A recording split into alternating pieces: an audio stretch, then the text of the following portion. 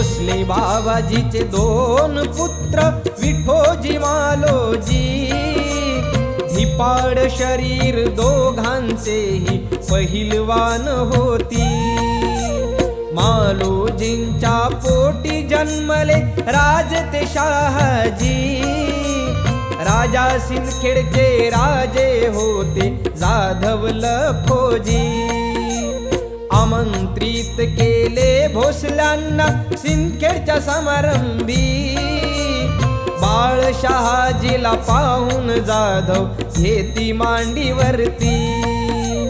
आपल्या वडिलांच्या मांडीवरती बघता दुसरे ते बाळ, 7 वर्षाची जीवची मुकली रागावली ती फार।